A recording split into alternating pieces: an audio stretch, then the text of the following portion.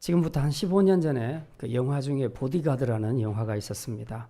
케빈 코스트너라는 미남 배우하고 그다음 흑인 여가수 휘트니 휴스턴이라는 이 두 사람이 주연한 영화인데 세계적으로 아주 흥행했던 영화였습니다. 이때 이 흑인 여가수가 불렀던 주제곡 노래가 빌보드 차트 1위까지 석권을 했습니다. 이 영화의 여파 때문인지 우리나라에서 각 대학에서 경호학과가 생기기를 시작을 했다고 합니다. 그리고 상당히 인기를 많이 끌었다고 하는데 재미있는 사실은 부잣집 여자들 중에서 사모님들 중에서 별로 경호 받을 일이 없음에도 불구하고 경호원을 그렇게 데리고 다녔다는 그런 이야기들이 있습니다. 자, 이 영화의 그 외관상 주제는 명확합니다. 보디가드가 하는 일은 무엇인가? 의뢰인을 끝까지 지키는 것이다. 물론 이 영화에서는 이제 여러 가지 계약 조건들이 있죠. 의뢰인과 사랑에 빠지면 안 된다. 이제 이런 것들도 다 계약 조건에 있습니다. 자, 그런데 어쨌든 이 영화의 그 외관상 주제는 확실하게 보디가드가 할 일이 뭔가, 경호원이 할 일은 의뢰인의 생명을 지키는 것이다. 어디까지? 자기 생명을 바쳐서까지라도 끝까지 의뢰인의 그 생명, 안전을 지켜줘야 한다 하는 그것이 이제 이 영화의 주제라고 볼 수 있습니다. 그래서 지금도 많은 경호원들이 있습니다. 대통령 경호원부터 시작해서 VIP들은 다 경호원들을 대동하고 다니죠. 그러나 보디가드가 있다고 해서 100% 신변 안정을 보장받을 수 있을까요? 그렇지는 않습니다. 우리는 보디가드의 실패 때문에 많은 중요한 인물들이 죽은 경우들을 많이 봅니다. 예전에 유경수 여사도 그랬고 박정희 대통령도 그랬고 그리고 노무현 대통령의 자살 사건도 결국은 경호원의 책임이죠. 그래서 사람들은 이런 일들을 겪으면서 더 확실한 경호원을 찾으려고 애를 씁니다. 이제 혹시 여러분들은 지금까지 살면서 나도 보디가드 한 명쯤 있었으면 좋겠다. 그런 생각을 해본 적이 있습니까? 저는 뭐 별로 보호받을 일도 없고 그리고 누가 내 목숨을 노리지도 않고 그리고 별로 유명한 사람도 아니어서 보디가드는 전혀 필요 없습니다. 다만 가끔씩 도와주는 헬퍼는 좀 있었으면 좋겠다. 이제 그런 생각을 해봤습니다. 이제 너무 바쁘거나 아니면 내가 어떤 중요한 일을 처리해야 되는데 덜 중요한 일이지만 내가 할 수 없는 일이 있을 때 이제 이런 부분들을 이런 재능을 가진 사람들이 좀 도와줘서 내가 중요하게 하려고 하는 이 사역들을 좀 잘할 수 있도록 돕는 헬퍼들이 있었으면 좋겠다. 이제 그런 생각들은 많이 했습니다.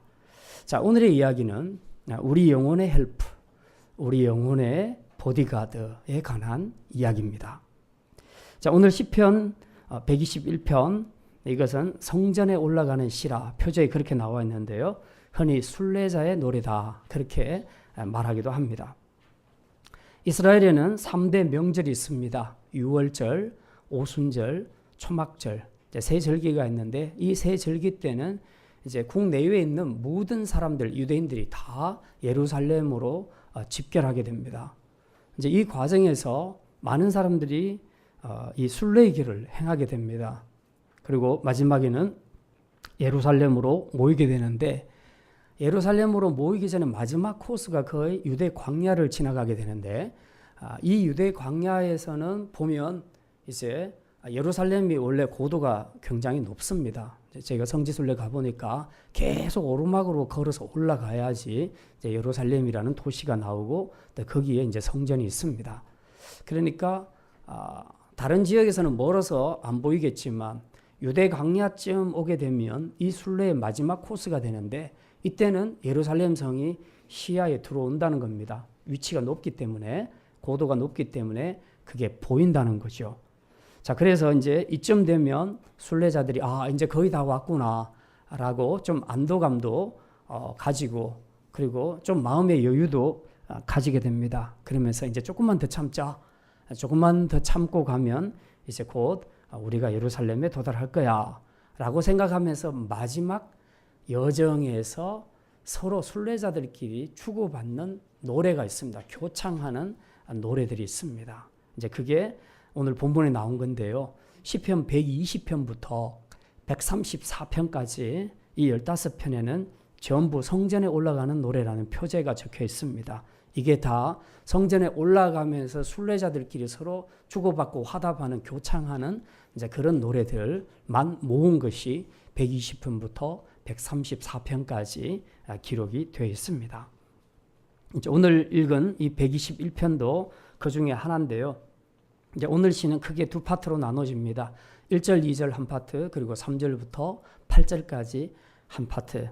그래서 첫 번째 파트는 한 순례자의 독백입니다. 뭐 일종의 모놀로그죠. 예. 그래서 혼자서 주고받는 대화를 하는 것이고, 3절에는 이 사람 말고 다른 사람이 이제 화답하는 그런 내용입니다. 그런 내용으로 진행되어 있는데, 이 두 개의 노래는 우리 인생이 어렵고 힘들 때, 어떻게 보면 우리도 참 순례자의 길을 걸어간다 이런 표현을 많이 쓰는데, 이 순례의 여정이 결코 만만치 않습니다. 그래서 이런 순례의 험난한 여정을 걸어가는 동안 우리가 어렵고 힘들 때에 우리가 무슨 힘으로 이 어려움을 극복하며 목적지까지 갈 수 있겠느냐 하는 거죠. 우리가 등산을 할 때도 그렇고, 또 부대 가면, 군대 가면 군인들이 어떤 목표를 설정해 놓고 훈련을 받을 때가 있죠. 근데 그 과정이 너무 힘들고 그래서 포기하는 경우들이, 낙오자들이 많이 생깁니다. 그때 뭘로 이겨낼 수 있겠는가? 뭘로 마지막 끝까지 목적지까지 도달할 수 있겠는가 하는 중요한 진리를 이제 오늘 이 두 노래를 통해서 우리가 함께 생각을 하고자 합니다. 오늘 두 가지 말씀드립니다. 첫째는 인생의 도움은 하나님께로부터 온다는 것입니다. 한번 따라합니다. 인생의 도움은 하나님께로부터 옵니다.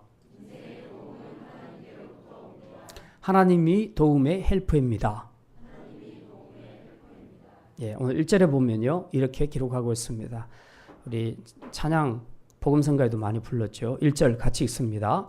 내가 산을 향하여 눈을 들리라. 나의 도움이 어디서 올까? 예, 지금 한 순례자가 이 질문을 던졌습니다.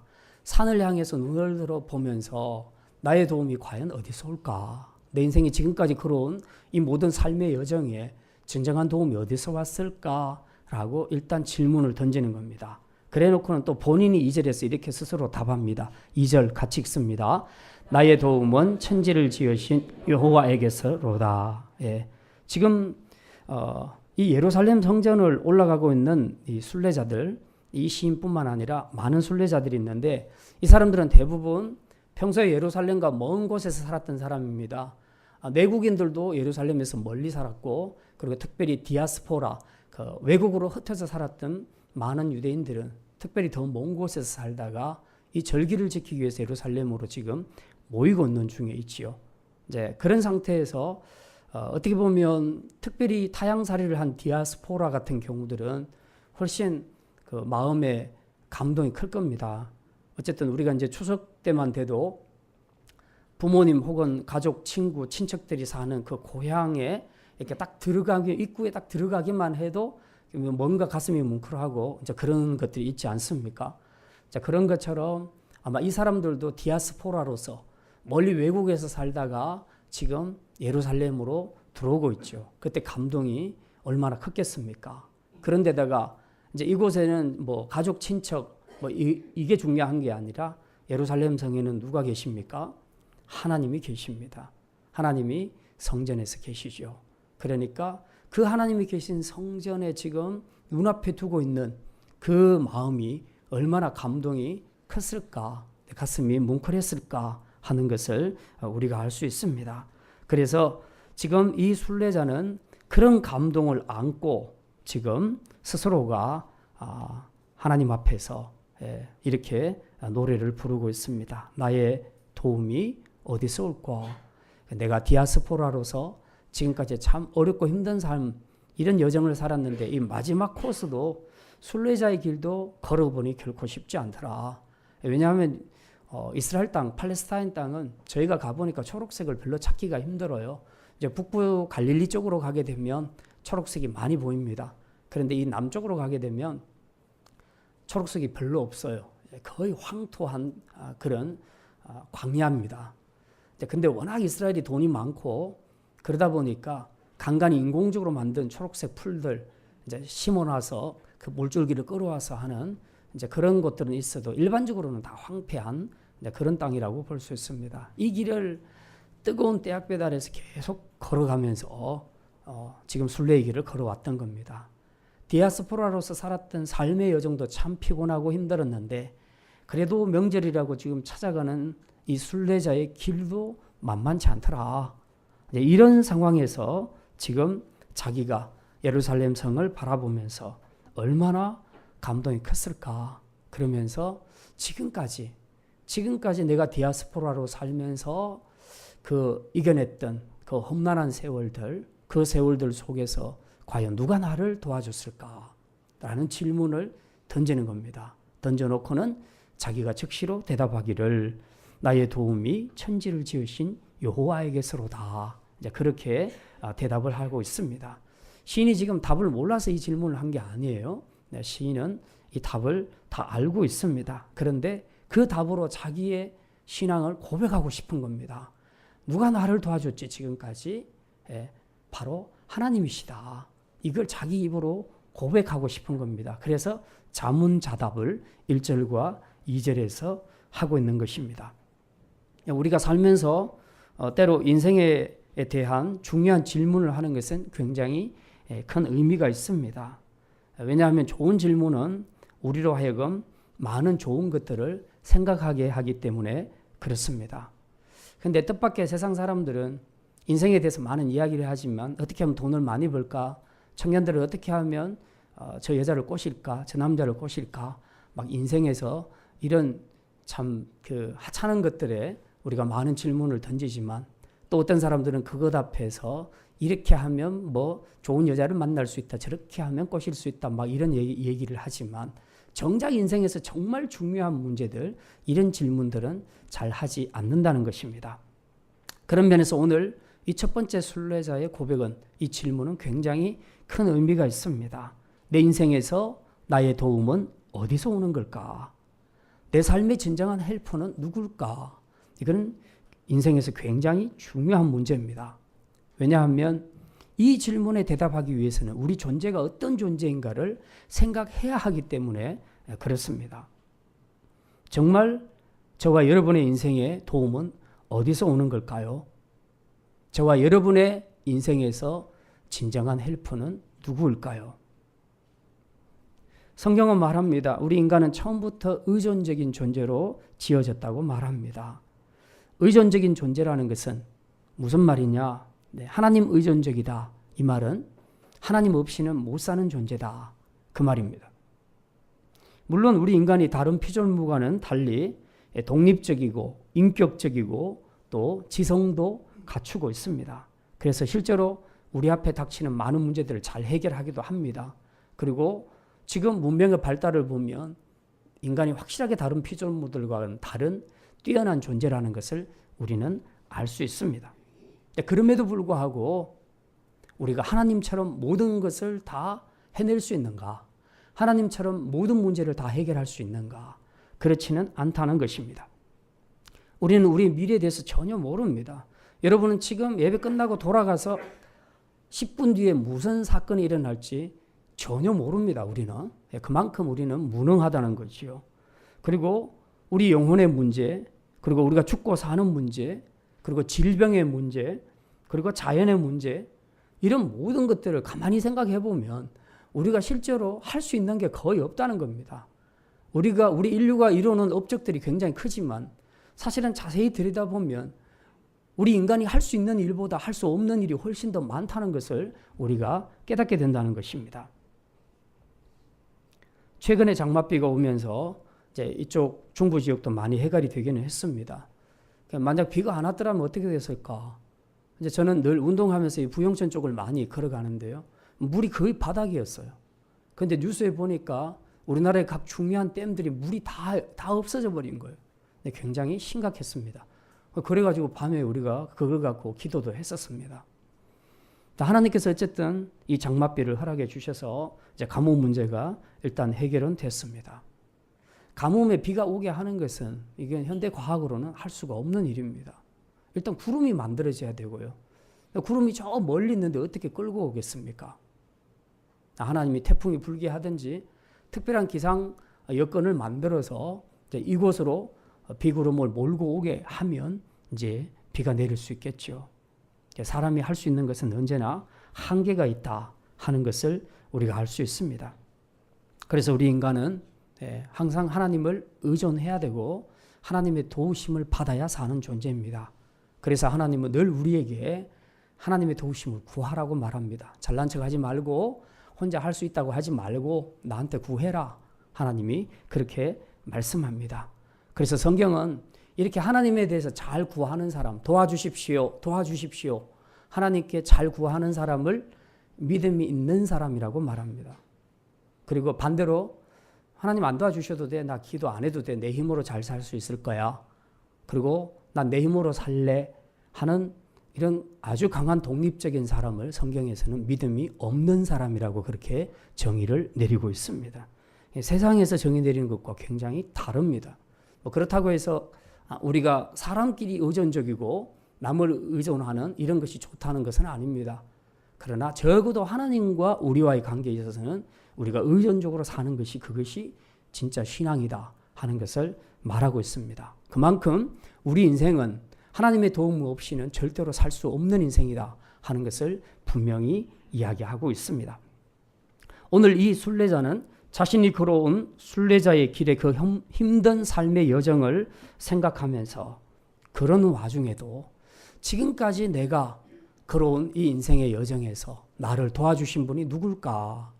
스스로 하나님 앞에 질문해보고 또 스스로 대답을 하기를 천지를 지으신 여호와 하나님에게서라 그렇게 고백을 하고 있습니다. 오늘 우리도 이 시인처럼 모두가 다 순례자의 삶을 살고 있습니다. 우리가 가야 할 목적지는 분명하지요. 하나님께서 예비하신 영원하고 큰 성, 하나님 나라, 천국이 저와 여러분이 도달하게 될 최종의 목적지인 줄 믿습니다. 자, 이제 우리가 그 목적지에 도달할 때까지는 계속해서 이 세상에서 순례자의 길을 걸어가야 하는데 이 순례자의 길, 이 세상에서 사는 삶이 결코 만만치 않습니다. 굉장히 어렵고 힘듭니다. 광야의 메마름과 고통이 따라옵니다. 그래서 하나님의 도움의 손길이 없이는 우리는 결단코 이 순례의 길을 무사히 걸어갈 수가 없다는 것입니다. 그래서 이 순례의 길을 걸어가는 동안 많은 사람들은 나를 도와주는 존재가 없을까라고 생각하면서 하나님이 아닌 다른 것들을 헬퍼라고 생각합니다. 그래서 어떤 사람은 물질이 나의 진정한 헬퍼다. 어떤 사람은 사람, 내가 알고 있는 어떤 힘 있는 사람, 그 사람이 나에게 진정한 헬퍼가 될 것이다. 어떤 사람은 권력이나 어떤 환경 이런 것들을 내 인생의 헬퍼라고 생각하고 거기다가 도움을 구하는 사람들이 많이 있습니다.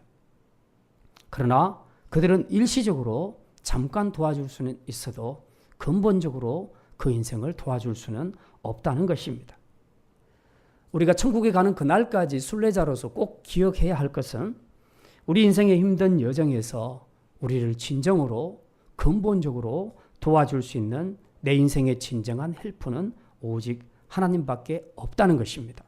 그래서 오직 이 헬프 되시는 하나님께만 우리가 구할 수 있는 그런 기도자가 되어야 할 것입니다. 혹시 지금도 이런저런 문제로 절망 중에 있는 분들이 있습니까? 경제적인 문제 때문에 혹은 대인관계로 혹은 건강의 문제 때문에 혹은 사업의 문제로 직장 문제로 여러분의 삶이 너무 고단하고 힘들지는 않습니까?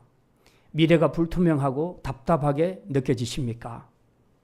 오늘 이 시인처럼 하나님이 계신 산을 향해 눈을 들고 바라보시기를 바랍니다. 그리고 이제 그분을 향하면서 이 시인처럼 질문해 보시기를 바랍니다. 내가 산을 향하여 눈을 들리라. 나의 도움이 어디서 올까? 여러분이 답을 몰라서가 아니라 여러분이 답을 알고 있기 때문에 알고 있는 답에 대한 확신을 여러분이 선포하기 위해서 이제 스스로 자문하고 이 시인처럼 스스로 답으로 하나님 앞에 신앙을 고백해야 할 것입니다. 나의 도움은 천지를 지으신 여호와에게서로다.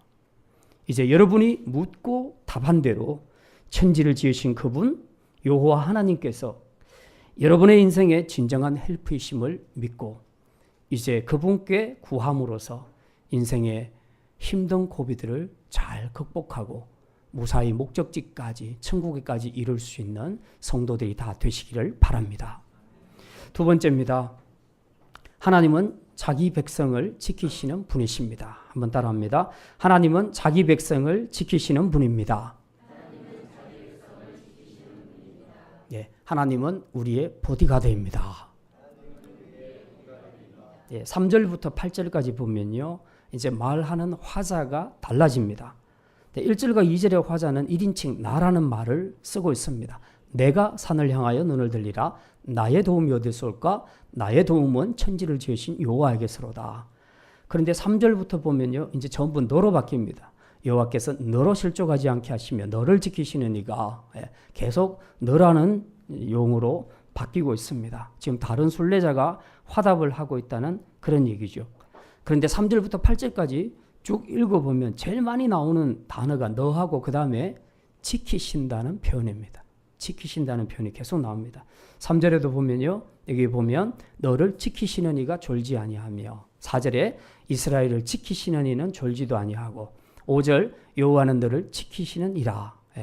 그 다음에 7절에 보면 두 번 나옵니다. 여호와께서 너를 지켜 모든 환난을 명쾌하시며 내 영혼을 지키시리로다. 8절 여호와께서 너의 출입을 지금부터 영원까지 지키시리로다. 지킨다는 표현을 계속해서 쓰고 있습니다. 지금 이 그 두 명의 순례자가 있는데, 이제 첫 번째 1절과 2절을 고백한 순례자에게 또 다른 순례자가 화답을 하면서 말합니다. 그래서 하나님께서 너를 지키실 거야. 지금 첫 번째 화자가 뭐라고 말했습니까? 나의 도움이 어디서 올까? 천지를 지으신 여호와에게서로다. 그렇게 말하니까 옆에 있던 순례자가 말하기를, 그래, 하나님이 너를 지켜주실 거야.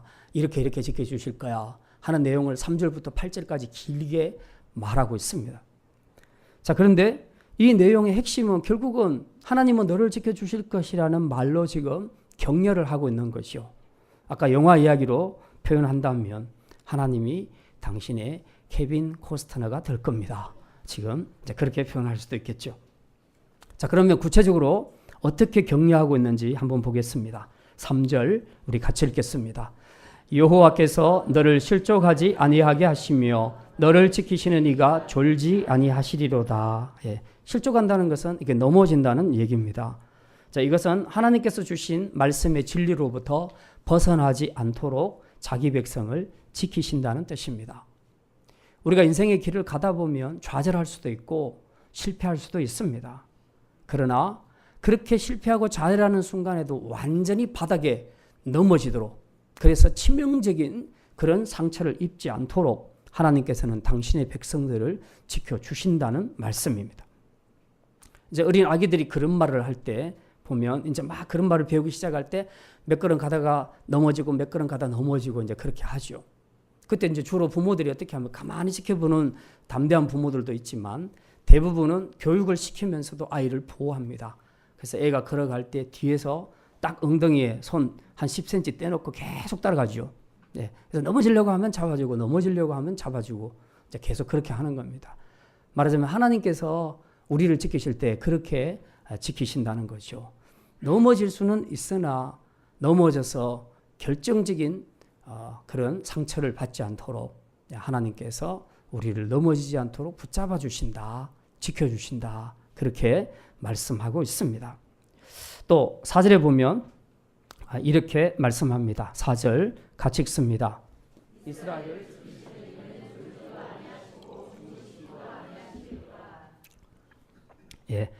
세상의 경호원들은 피곤하면 다 좁니다. 그리고 그 사람들도 다 잠을 자야 됩니다. 그러다 보니 이제 교대로 하고 뭐 그러기도 하겠죠. 근데 하나님은 그런 거 필요 없습니다. 왜냐하면 하나님은 사람이 아니기 때문에, 전능하신 신이기 때문에 뭐 졸거나 주무시거나 그럴 필요가 없습니다. 하나님에게서는 이런 피곤이 누적돼서 뭘 해야 할 일을 못하고 그런 것은 없다는 것입니다. 그래서 하나님은 24시간 불침번으로서 그렇게 지켜주는 역할을 감당합니다. 이제 오늘도 우리 중기 형제 왔나요? 응? 벌써 머리 깎았네. 내일 입대인데. 그래요. 가면 불침번을 한번 서게 될 거야. 예. 그럼 마땅히 해야 되는 것인데, 이제 모든 전우들이 잘 때에 혹시 외부에서 누가 공격해서 들어올 수 있으니까, 또 무슨 자체 내에서 무슨 사건이 생길 수 있으니까 이걸 막기 위해서 깨어서 지키는 불침번을 세우게 됩니다. 그래서 1시간씩 혹은 2시간씩 이렇게 하죠. 그러면 밤 10시에 잤다. 새벽 5시에 기상해서 7시간 동안 7명의 불침번들이 이제 서게 되는 겁니다. 이 불침번은 자기 시간에는 어쨌든 깨 있어야 되고요. 그리고 절대로 졸거나 자면 안 되죠. 예. 그렇게 하다가 엄청 이제 두들겨 맞기도 합니다. 예, 중기 조심해야 됩니다. 예. 자, 근데 하나님은 24시간 불침번 전혀 24시간 한 달 365일 평생에 졸지도 않고 주무시지도 않고 정말 용롱하게 반짝이는 눈으로 계속해서 우리를 지켜보시고 지켜주시는 하나님이시다. 그래서 주야로 깨어 철통같이 지켜주시는 하나님이시다 하는 것을 우리에게 말씀하고 있습니다. 그러니까 우리는 편안하게 생활할 수 있는 거죠. 불침번이 확실하면 우리가 확실하게 잠을 잘 수 있습니다. 근데 늘 불침번이 존다 그러면 잠자는 사람도 엄청 부담스럽잖아요. 그죠? 저놈이 저러다가 졸고 있으면 또 누가 무슨 일을 저지르면 어떡해. 불안해서 못 자죠. 근데 하나님은 그럴 일이 없다는 겁니다. 24시간 확실하게 철통같이 깨어서 지키고 계시니까 우리 마음 편하게 잠을 잘 수 있고 마음 편하게 우리 일상생활을 우리가 영위할 수 있다는 것입니다. 그래서 우리는 그분에게 모든 것을 맡길 수 있다 하는 것을 시인은 고백하고 있습니다. 자, 5절 말씀입니다. 5절 말씀 같이 읽습니다. 여호와는 너를 지키시는 이시라. 여호와께서 내 오른쪽에서 내 그늘이 되시나니. 오른쪽에 내 그늘이 되신다. 이제 오른쪽은 좀 더 힘 있는 쪽, 이제 전능한 이제 그런 것들을 의미합니다. 그늘이 되신다. 그래서 인생의 가장 중요한 부분에서 하나님께서 이 보호막이가 되어 주신다 하는 그런 말씀입니다. 이제 고대 근동 지역은 뭐 지금도 중동 지역은 마찬가지인데 특성상 강한 햇볕이 굉장히 오랫동안 내리쬐기 때문에 뭐 여기서 그늘이 있다는 것은 정말 사막에서 오아시스를 찾는 것 같은 이제 그런 느낌입니다. 정말 구원자 그렇게 말할 수가 있습니다. 사실 지금도 한여름에 우리가 더우면 그늘에 들어가면 정말 살만하지 않겠습니까? 마찬가지로 우리가 우리 인생에서 정말 이 중동 지역의 한낮에 지겹고 뜨거운 그런 햇빛 속에서 하나님이 우리의 그늘이 되어주신다. 그러면 이게 얼마나 행복한 일이겠습니까? 하나님이 이렇게까지 우리가 힘들고 고통스러운 상황에서도 우리에게 그늘이 되어주시고 안식처가 되어주시는 그런 하나님이시다. 이 정도로 하나님이 우리를 완벽하게 지키고 보호하신다 하는 것을 알 수 있습니다. 실제로 얼마 전에도 제가 아기 엄마를 우연히 본 적이 있는데요. 본인은 정말 너무너무 뜨거워서 힘든데 애한테 그늘을 만들어 주려고 또 부채로 시원하게 해주려고 엄청 고생하는 모습을 봤거든요. 바로 그런 마음이죠. 사람은 본인이 힘들어서 힘든 걸 각오하고 아이를 위해서 시원한 바람과 그늘을 만들어 주겠지만 하나님은 그러실 필요가 없습니다. 하나님은 그렇게 하실 수 있는 능력이 있으신 분이니까 우리보다 훨씬 더 수월하게 우리를 지켜주실 수 있죠. 자, 6절입니다. 6절 말씀 우리 함께 읽겠습니다. 낮의 해가 너를 상하게 하지 아니하며 밤의 달도 해치지 아니하리로다. 네. 우리나라도 낮의 해가 뜨겁기는 하지만 팔레스타인에 비교하면 아무것도 아닙니다. 팔레스타인 특히 사막 광야의 더위는 정말 살인적인 더위라고 할 수 있습니다. 언젠가 한번 말씀드렸는데 제가 이란의 비전 트립에 갔을 때 그 코스 중에 하나가 조로아스트교 신전에 올라가는 게 있었습니다. 산 꼭대기에 조로아스트교 신전이 있었습니다. 그래서 이제 버스를 타고 내려서 거기서부터 광야길을 걸어가는 겁니다.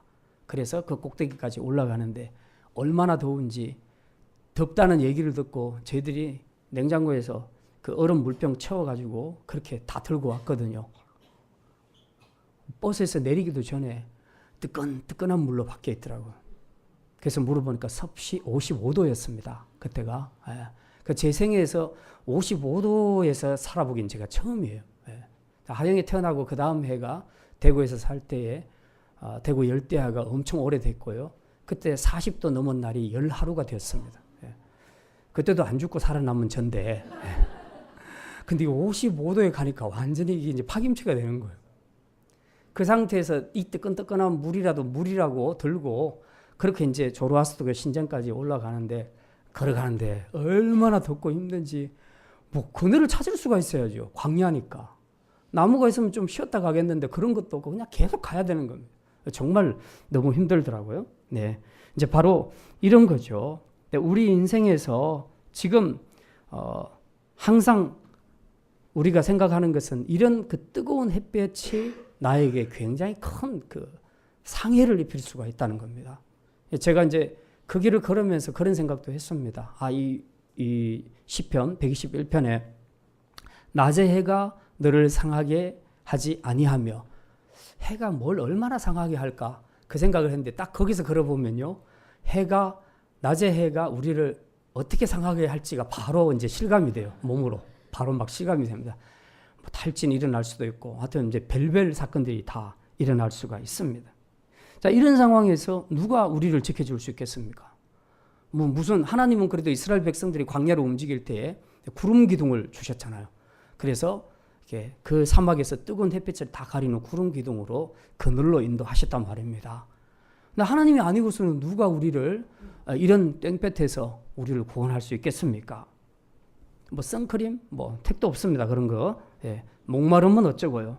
그리고 화상을 입으면 어쩌고요. 그리고 탈진하면 어떻게 됩니까? 사람은 절대로 해줄 수 없는 것입니다. 낮의 해가 우리를 상하게 하지 못하게 할 수 있는 분은 오직 하나님밖에 없음을 믿으시기를 바랍니다. 이걸 체험하시려면 이란에 꼭 한번 가보시기를 바랍니다. 자, 6절 하반절에 보면요. 사막의 밤도 만만치 않습니다. 여기 보면 밤의 달도 너를 해치지 아니하리로다. 이게 사막 지역의 특징이요. 낮에는 정말 뜨거운 빛이 내리쬐다가 저녁 되면 이제 갑자기 확 식어버립니다.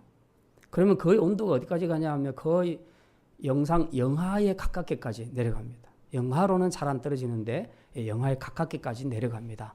그러면 55도에 있다가 영상 한 2도나 3도 돼 보세요. 어떻게 했는가? 예전에 우리 전도사님 어떤 한 분이 그 선교지에 갔었는데 실제로 처음으로 인도에서 온도가 11도까지 내려갔대요. 11도. 우린 11도 하면 좀 견딜만 하잖아요. 겨울에. 11도에 동사한 사람이 그렇게 많았대요. 인도에서. 그럴 수도 있겠구나.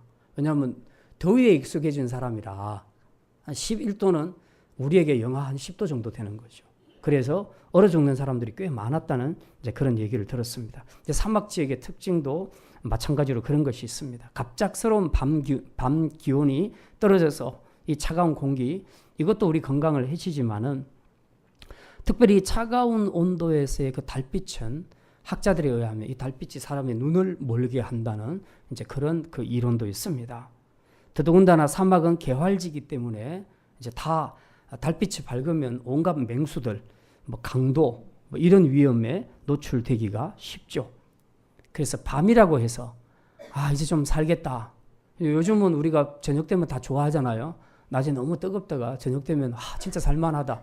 근데 이란에도 가니까 사람들이요, 낮에는 거리에 사람이 안 다닙니다. 제가 보니까 거의 안 다녀요. 그리고 못 다니도록 해요, 조치를. 왜냐하면은 열사병 걸려서 죽으니까. 근데 저녁 6시쯤 되면 전부 사람들 밖으로 다 나옵니다. 그때부터 새벽까지 놀아요.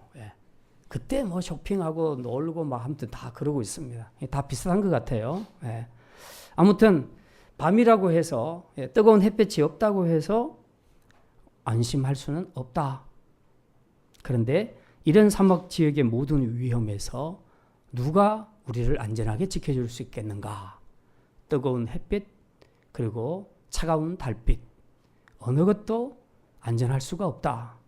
이런 환경 속에서 누가 우리를 안전하게 지켜줄 수 있겠느냐는 거죠. 그러나 하나님은 사막에서 밤이건 낮이건 관계없이 그 어떤 것들도 당신의 백성들을 해하지 못하도록 지켜주실 수 있는 전능하신 하나님이심을 믿으시기를 바랍니다. 그래서 하나님은 세상의 보디가드 중에 최고의 보디가드다.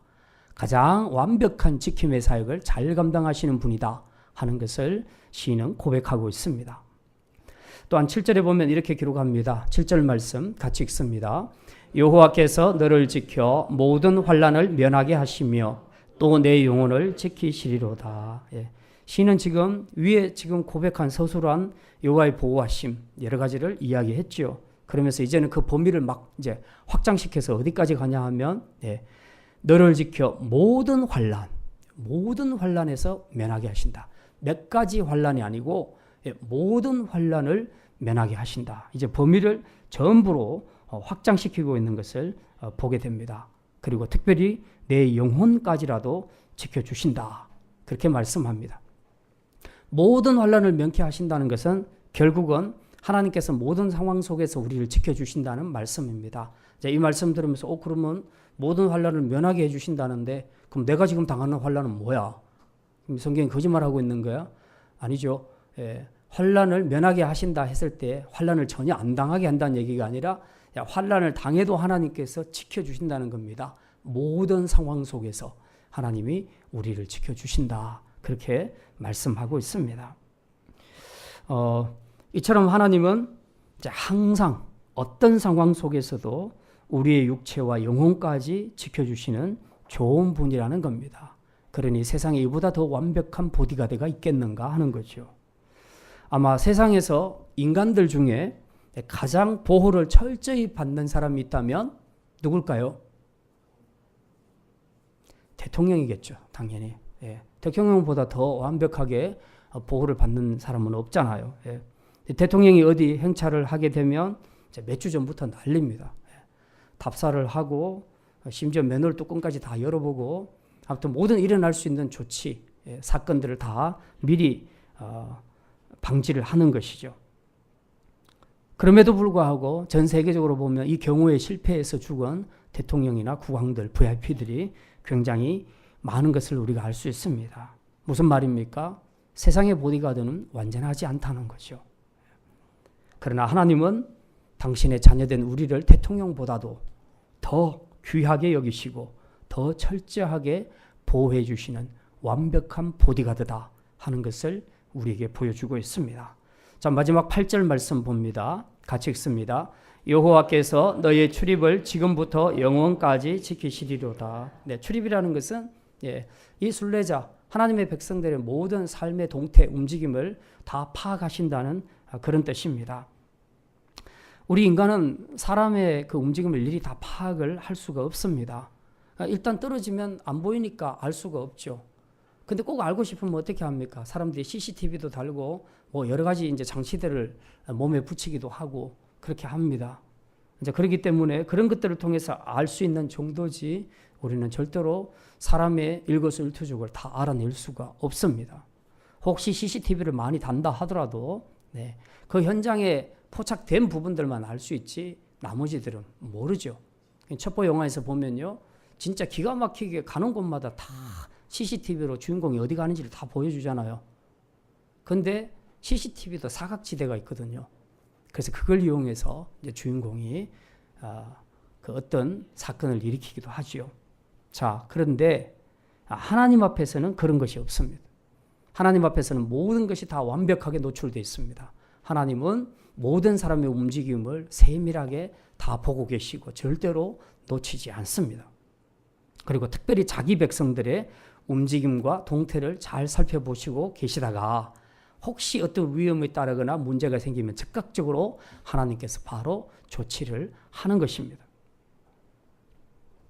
그래서 우리는 하나님만이 세상에서 그 어떤 보디가드보다 가장 완벽하고 전능한 지킴이다 하는 것을 우리는 분명히 알 수 있습니다. 그리고 또 특별히 세상의 보디가드는 다 돈을 받고 하죠. 돈 때문에 그렇게 하지만 하나님은 돈 때문이 아니고요. 우리를 사랑하시기 때문에 우리의 모든 일거수일투족을 지켜보시면서 우리를 지켜주시다는 분입니다. 우리가 그럼에도 불구하고 아직도 하나님이 아닌 다른 것이 우리를 지켜줄 것이라고 생각한다면 이제 우리가 그것을 내려놓아야 할 것입니다. 사람들이 제일 많이 보디가드로 삼는 것이 첫 번째가 물질입니다. 물질이 자기를 지켜줄 것이라고 생각을 합니다. 물론 어느 정도 가능합니다. 일시적으로 그리고 단편적으로 우리를 보호해 줄 수 있지만 그러나 우리를 끝까지 그리고 완전하게 보호할 수는 없습니다. 어떤 사람이 미국으로 이민 가서 크게 성공을 했는데 돈을 너무 많이 벌어가지고 이제 자기가 자기 미래를 호언장담합니다. 그러면서 말하기를 그 황수관 박사 황우석 박사 이야기를 하면서 이제 내 장기를 몇 개만 갈아 끼우면 내가 한 150년은 살 수 있을 것이다. 이제 그렇게 큰 소리를 쳤다는 거죠. 그 말하고 정확하게 3일 뒤에 교통사고로 죽었다는 겁니다. 무슨 얘기입니까? 그 사람이 그러면 돈도 많은데 티코 같은 거 그런 거 타고 다녔겠습니까? 그냥 부딪히기만 해도 바로 그냥 날아가고 찢어지는 그런 차를 탔겠습니까?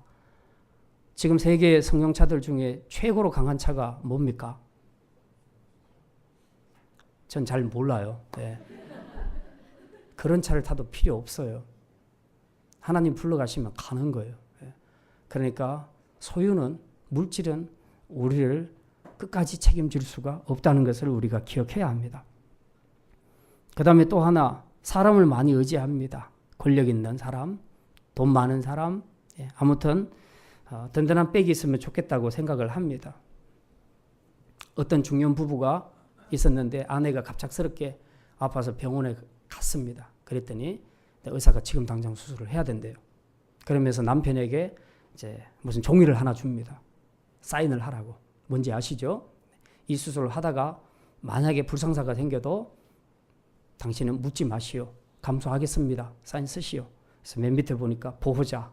그래갖고 자기 이름을 쓰도록 되어 있습니다. 근데 이 사람이 사인을 쓰면서 그렇게 울었다는 겁니다. 도대체 내 아내가 저런 병이 들 때까지 나는 몰랐다. 지금 이 상황에서 어쩌면 수술해서 죽을 수도 있는데 내가 할 수 있는 일은 아무것도 없구나. 근데 내가 보호자란다. 그래서 보호자에 자기 이름을 쓰는 겁니다. 근데 이게 무슨 보호자냐. 내 아내를 위해서, 죽어가는 아내를 위해서 내가 아무것도 할 수 없는 내가 무슨 보호자란 말이냐. 이제 그렇게 울었다는 그런 얘기가 있습니다. 정말 여러분이 의지하는 그 보호자가 여러분의 모든 것을 지켜줄 수 있겠습니까? 인간은 아무리 능력이 있어도 또 아무리 사랑이 넘쳐도 완전한 보호자가 될 수 없다는 것을 기억해야 합니다. 오직 하나님만이 우리의 완전한 보호자요 지킴이가 되심을 믿으시기를 바랍니다. 이제 말씀을 마칩니다. 하나님은 우리 인생의 최고의 헬퍼이십니다. 어렵고 힘들 때마다 이제 하늘의 하나님을 바라보면서 오늘 이 시인처럼 이렇게 고백하기를 원합니다. 내가 산을 향하여 눈을 들리라. 나의 도움이 어디서 올까? 그리고 이제 여러분이 알고 있는 것으로 답으로 직접 선포하십시오. 나의 도움은 천지를 지으신 여호와에게서로다. 그러면 여러분의 믿음의 고백대로 주님이 여러분을 도와주실 것입니다. 또한 하나님은 우리 인생의 최고의 보디가드이십니다. 사람이나 환경, 물질이 해결할 수 없는 문제로부터 하나님은 우리를 지켜주시며 우리에게 한시도 눈을 떼지 않고 우리를 지키시는 분이심을 믿으시기를 바랍니다.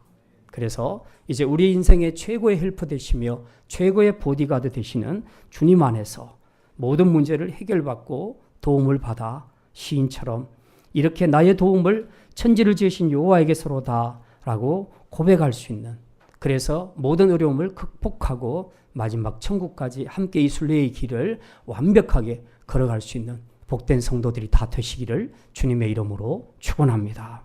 기도합니다. 하나님 감사합니다. 우리가 주님의 은총과 보호를 받을 아무런 가치가 없는 죄인임에도 불구하고 이렇게 존귀한 하나님의 자녀 삼으시고 이제는 우리의 필요를 따라 체험을 받도록 진정한 헬퍼로서 우리를 도와주시며 우리를 모든 악의 세력으로부터 지켜주시는 진정한 지킴이가 되어주시니 감사합니다. 이제 우리가 할 수 있는 것은 우리의 헬퍼 되시고 우리의 보디가드 되시는 하나님을 전적으로 신뢰하고 하나님 앞에 우리 자신을 맡기는 것에 있음을 알고 이제 이 믿음으로 나의 인생을 주님 앞에 맡김으로써 남은 인생 이 순례자의 길을 걸어가는 동안 주님의 인도하심과 보호하심을 받고 천국까지 이룰 수 있는 복된 성도들 되게 하여 주시옵소서. 감사드리며 이 모든 말씀 우리 주 예수 그리스도의 이름으로 기도드립니다. 아멘.